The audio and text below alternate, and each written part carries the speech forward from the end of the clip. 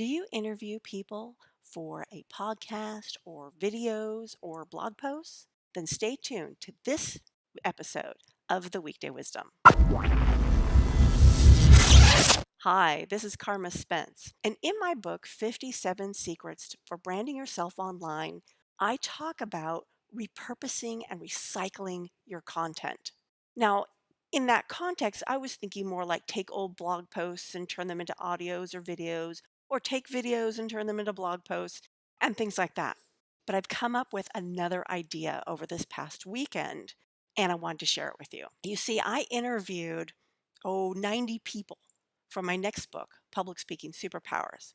And over the last 2 months, I've been reading these interviews and reading these interviews and pulling the content and pulling quotes and pulling the book together.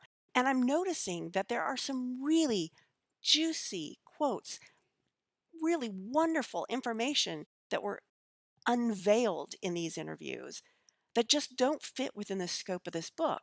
So it occurred to me, well, why don't I take the content and turn blog posts into it? I mean, the content is already available on my blog because the podcasts are. I've been releasing the interviews as podcasts so you can listen to it, you can download the transcript and read it.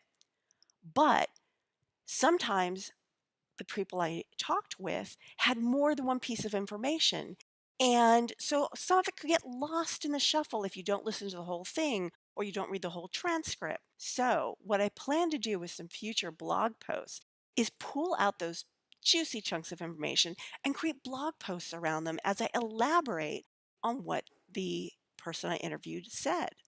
If you've got some old video footage that has interviews that is already out, or maybe you haven't shared, revisit it. Find out if there are pearls of wisdom there that you can turn into future content. You don't have to turn it into a blog post. It can become another video. It can become an audio. It could become, who knows, a webinar or a PowerPoint presentation or a speech. You've probably been developing all sorts of wonderful content that as it ages time-wise on the internet, people stop paying attention to it. But that doesn't mean it isn't juicy and wonderful and good. So why not give it a little refresher, respin it into some new content so that people can get this valuable information that you have to share. Speaking of which, if there is content in previous episodes of the Weekday Wisdom that you'd like me to clarify, why not let me know in a comment below? And while you're at it, give this video a thumbs up on YouTube. The link is below or above. I put it somewhere here. You see, I really, really do want the Weekday Wisdom to be something that you value and look forward to watching. And I can only do that with your help. And remember this, don't box yourself in. Spread your wings and fly because you, yes, you right there, I'm talking to you, are capable of more than you realize.